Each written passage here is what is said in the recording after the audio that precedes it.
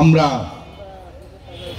কিছুদিন ধরে আরেকটি নাটক দেখতে পাচ্ছি। গত 3-4 দিন আগে দেখতে পেলাম অন্তর্বর্তীকালীন সরকারের এক উপদেষ্টা, বৈষম্য বিরোধী ছাত্র আন্দোলনের যিনি একজন নেতা ছিলেন বা এখনো আছেন, আবার উনি নাকি আগামী দিনে জাতীয় নাগরিক কমিটি হলে সেটারও নেতা হবে।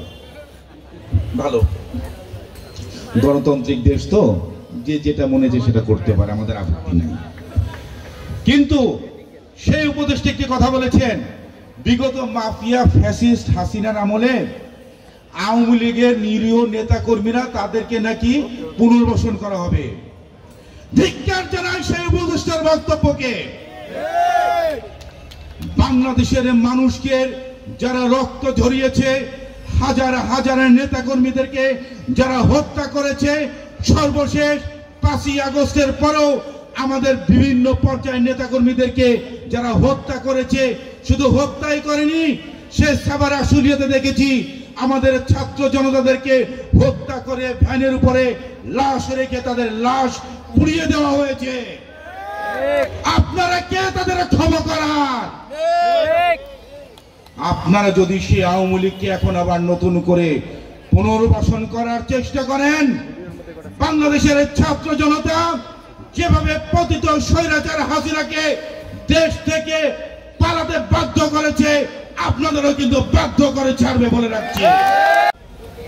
একটি রাজনৈতিক দল যারা সবসময় আন্ডারগ্রাউন্ডে থাকতে পছন্দ করে, আন্ডারগ্রাউন্ডে থেকে তারা কখনো আওয়ামী লীগও করে, ছাত্রলীগও করে, যুবলীগও করে।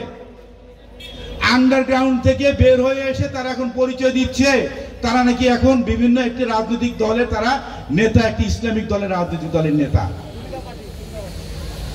আমরা তাদেরকে ধিক্কার জানাই। বাংলাদেশের জাতীয়তাবাদী দল এবং বাংলাদেশের জাতীয়তাবাদী যুব দল, ছাত্র দল, স্বেচ্ছাসেবক দল গত 17টি বছর আমরা এত নির্যাতন স্বীকার করেছি, আমরা এত ত্যাগ স্বীকার করেছি, আমাদের হাজার হাজার নেতা কর্মী শহীদ হয়েছে, তারপরও কিন্তু আমরা কখনো আওয়ামী লীগের সাথে আপোষ করিনি বা ছদ্মবেশ ধারণ করে আওয়ামী লীগের সাথে কিন্তু কেউ আমরা পরিচয় দিয়েও চলিনি। এখন আমার প্রশ্ন, আপনারা কি আন্ডারগ্রাউন্ডে থেকে সে এতদিন আওয়ামী লীগ হয়ে রাজনীতি করেছেন, আর এখন কি আবার আওয়ামী লীগকে আপনারাও পুনর্বাসন করতে চান? দুয়ে দুয়ে কিন্তু মিলে যাচ্ছে। এক ছাত্র বৈষম্য বিরোধী ছাত্র সংগঠনের উপদেষ্টা, সেও এখন আওয়ামী লীগকে পুনর্বাসন করতে চায়, আবার ওই আন্ডারগ্রাউন্ডের দল যারা সবসময় আন্ডারগ্রাউন্ডে থাকতে পছন্দ করে, প্রকাশ্যে রাজনীতি যাদের কখনোই পছন্দ না, তারাও এখন আওয়ামী লীগকে পুনর্বাসন করতে চায়। আমরা অত্যন্ত দ্ব্যর্থহীন ভাবে বলতে চাই, আওয়ামী লীগের বিচার হতে হবে। আমার শহীদ যারা শহীদ হয়েছে তাদের রক্তের বদলা নিতে হবে।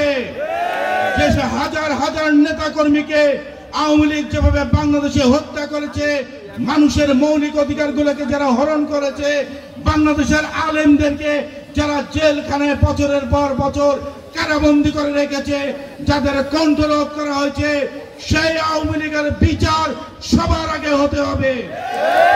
আওয়ামী লীগকে যারা পুনর্বাসন করতে চায়, আমরা তাদেরও বিচার করে ছাড়বো ইনশাআল্লাহ। বাংলাদেশের মানুষ তাদের ভোটাধিকার কবে ফেরত পাবে সেই সুস্পষ্ট ধারণা আমরা এখন পর্যন্ত কিন্তু ডক্টর ইউনূস সাহেবের নেতৃত্বে অন্তর্বর্তীকালীন সরকারের কাছ থেকে আমরা কিন্তু সেই সুনির্দিষ্ট কোনো দিনক্ষণ আমরা পাইনি। অত্যন্ত দুঃখজনক, একটি দেশের অন্তর্বর্তীকালীন সরকারের প্রধান কাজ থাকে সেই দেশের জাতীয় নির্বাচনের দিনক্ষণ ঠিক করে একটি সুষ্ঠু অবাধ গণতান্ত্রিক পরিবেশে মানুষ যেন তাদের ভোটাধিকার যাকে খুশি তাকে ভোট দিতে পারবে সেই পরিবেশ সৃষ্টি করে তার প্রধান কাজ হচ্ছে অন্তর্বর্তীকালীন সরকারের সে জাতীয় নির্বাচনের ব্যবস্থা করা।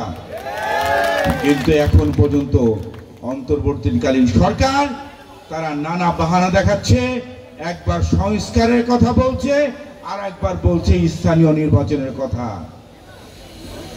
আমরা অত্যন্ত দ্ব্যর্থহীনভাবে বলতে চাই, গত 17 বছর বাংলাদেশের মানুষের ভাগ্য নিয়ে মাফিয়া ফ্যাসিস্ট শেখ হাসিনা যে ছিলিমিলি খেলেছে, বাংলাদেশের মানুষকে যেভাবে কণ্ঠরোধ করা হয়েছে, বাংলাদেশের মানুষের মৌলিক অধিকারগুলোকে যেভাবে হরণ করা হয়েছে, এখনো যদি সেইভাবে বাংলাদেশের মানুষের ভোটাধিকারগুলো যদি বাংলাদেশের মানুষকে ফেরত দেওয়া না হয়, মৌলিক অধিকারগুলো যেমন দ্রব্য মূল্যের দাম তার হাতের নাগালের মধ্যে আনার জন্য সিন্ডিকেটকে এখনো যদি ভাঙানো হয়, জাতীয়তাবাদী যুবদল রাজপথে নেমে বুকের তাজা রক্ত দেওয়ার জন্য প্রস্তুত আছে।